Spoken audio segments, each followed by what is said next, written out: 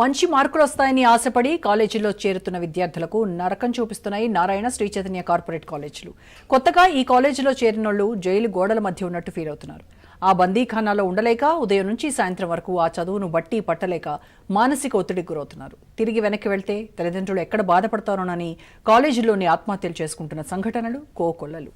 ఇప్పటికే అనేక విషాద ఘటనలు వెలుగులోకి వచ్చాయి. విద్యను వ్యాపారంగా చేసి విద్యార్థులను ముడిసరుకుగా వాడుకుంటున్నాయి నారాయణ శ్రీ చైతన్య విద్యా సంస్థలు. ఇంతకీ ఆ కాలేజీలో అమలవుతున్న విద్యా విధానం సరైందేనా? ఒత్తిడితో కూడిన విద్య అవసరమా? చదివితే చదువు లేదంటే చావు అనే ధోరణిలో సాగుతున్న కార్పొరేట్ విద్యా విధానంపై మరింత సమాచారం మా కడప ప్రతినిధి సుదర్శన్ రెడ్డి అందిస్తారు. చైతన్య నారాయణ విద్యా సంస్థలు అవలంబిస్తున్నటువంటి విద్యా విధానంలోనే అనేక లోపాలు ఉన్నాయి. ఒకరిద్దరికి మార్కులు తెప్పిస్తున్నామని గొప్పలు చెప్పుకొని అడ్వర్టైజ్మెంట్లు ఇచ్చే ఈ విద్యా సంస్థలు కొన్ని వేలాది మంది విద్యార్థుల ప్రాణాలతో చెలగాటమాడుతూ ఉన్నారు. వాళ్ళ జీవితాలను బలి తీసుకుంటున్న పరిస్థితి కనిపిస్తుంది. అంటే ఒక రకంగా వీళ్ళు అవలంబిస్తున్న నిర్బంధ విద్యా విధానము ఎంతమంది విద్యార్థులకు మేలు చేస్తుంది? వీళ్ళు అవలంబిస్తున్నటువంటి విద్యా విధానంపైనే ఇప్పుడు అనేక ఆరోపణలు వినిపిస్తున్న నేపథ్యంలో మనతో పాటు కొంతమంది విద్యార్థి సంఘ నేతలు ఉన్నారు. వాళ్ళని అడిగి తెలుసుకునే ప్రయత్నం చేద్దాం. అసలు నారాయణ శ్రీ చైతన్య విద్యా సంస్థల్లో వాళ్ళు ఫాలో అవుతున్నటువంటి కరికులం కానీ విద్యార్థులను వాళ్ళు చదువుకు ప్రోత్సహిస్తున్నటువంటి విధానం కానీ ఎలా ఉందంటారు?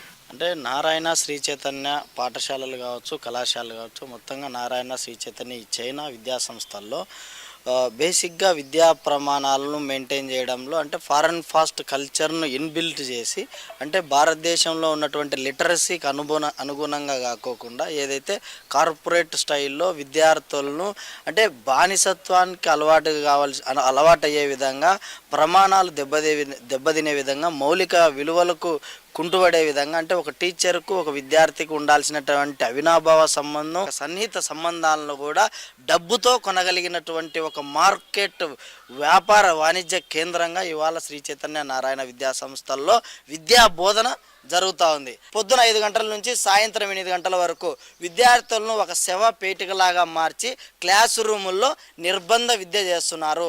ఇది విద్యార్థులకు మానసిక రుగ్మతలు పెరిగిపోయే విధంగా తనకు తాను ఆలోచన ఏ విధంగా ఉంటుందంటే ఒక జైలులాగా బందీఖానాలాగా విద్యార్థులు ప్రేరేపితమై వారికి వారు ఆత్మహత్యకు గురి చేసుకునే విధంగా ఈ విద్యా విధానం ఉంది. ఏంటి నారాయణ శ్రీ చైతన్యంలో చదివే విద్యార్థులు మంచి ర్యాంకులు వస్తాయనే టాక్ ఉంది బయట. ఇది ఒకవైపు అయితే రెండో వైపు ఏం జరుగుతుంది? వాస్తవంగా నారాయణ చైతన్య లేకపోతే ఇతర కార్పొరేట్ విద్యా సంస్థలన్నీ ఒక మాఫియా ఈ రాష్ట్రంలో తెరలేపుతా ఉన్నాయి. వాస్తవంగా ఆ విద్యా సంస్థలో చదువుతున్నటువంటి ఏ పిల్లోడు కూడా ర్యాంకులు వచ్చే పరిస్థితి లేదు. ఎక్కడైతే మెరిట్ ఉన్నటువంటి పిల్లల్ని తీసుకొని 9th 8thలోనే వాళ్ళను జాయినింగ్ చేసుకొని లేకపోతే ఒక 10th అయిపోయిన తర్వాత ఇతర కాలేజీలో ఉన్నటువంటి పిల్లల్ని మెచ్ చేసుకొని ఇవాళ స్టేట్ ఫస్ట్ అని చెప్పి ఇవాళ మొత్తం అన్ని ఛానల్స్లలో అన్ని పేపర్లలో డబ్బా కొట్టేటువంటి ప్రచారం ఇవాళ రాష్ట్రంలో జరుగుతూ ఉంది. దీని వెనకాల ఎన్ని లక్షల మంది నారాయణ చైతన్యలో రాస్తూ ఉన్నారు, ఎంతమంది పాస్ అయినారు అనేటువంటిది స్పష్టంగా రాష్ట్ర ప్రభుత్వమే బయట పెట్టాల్సిన అవసరం ఉంది అనేది మేము డిమాండ్ చేస్తున్నాం. ఎందుకంటే మేము గతంలో చేసాం, కడప జిల్లాలోనే దాదాపుగా 2-3 వేల మంది ఎగ్జామ్స్ రాస్తే 200 మంది కూడా ఇవాళ పాస్ అయ్యే పరిస్థితి లేదు. ఫెయిల్యూర్సే ఎక్కువ మంది ఉన్నారు.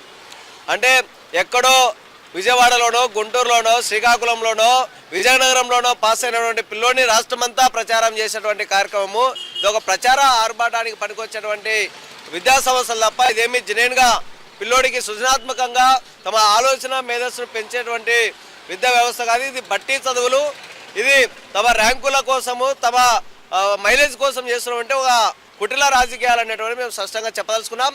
అయితే ఇవాళ కడప జిల్లాలో కానీ రాయలసీమ ప్రాంతంలో కానీ రాష్ట్ర వ్యాప్తంగా కానీ ఇవాళ ఆర్ఐఓలు ఆర్జేడీలు విద్యాశాఖకు సంబంధించినటువంటి అధికారులు ఇవాళ కార్పొరేట్ విద్యా సంస్థలు కీలుబొమ్మలుగా మారారు. ఆనాడు ఎన్నికల సమయంలో చెప్పేటువంటి పవన్ కళ్యాణ్ గారు మేము అధికారంలోకి వచ్చిన తర్వాత ఏదైతే కార్పొరేట్ విద్యా వ్యవస్థను అరికడతామని చెప్పేసి ఈరోజు చెప్పడం జరిగింది. ఈరోజు 10 నెలలు అవుతున్న కనీసం విద్యా సంస్థలలో ఇన్ని దారుణాలు జరుగుతున్నా కూడా కానీ చర్యలు తీసుకోకపోవడం వెనకాల దీనికి రహస్యం ఏమిటో చెప్పాలి. అదేవిధంగా నారా లోకేష్ గారు కూడా దీని మీద ఖచ్చితంగా విచారణ చేపట్టి మేము చెప్తున్నా తప్ప కనీసం దాని మీద రియాక్షన్ ఏమిటి తీసుకోవడం లేదు.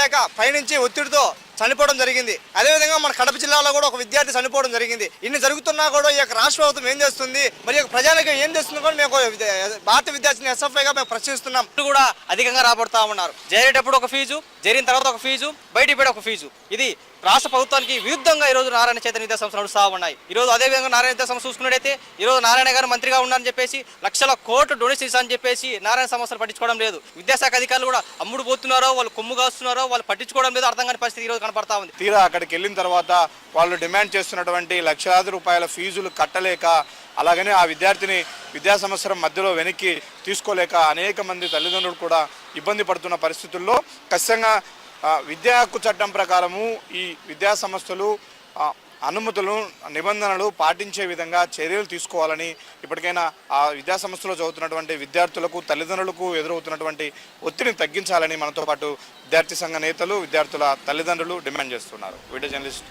నాగమరెడ్డితో సుదర్శన్ రెడ్డి, రాజ్ న్యూస్, కడప. స్పెషల్ డ్రైవ్లో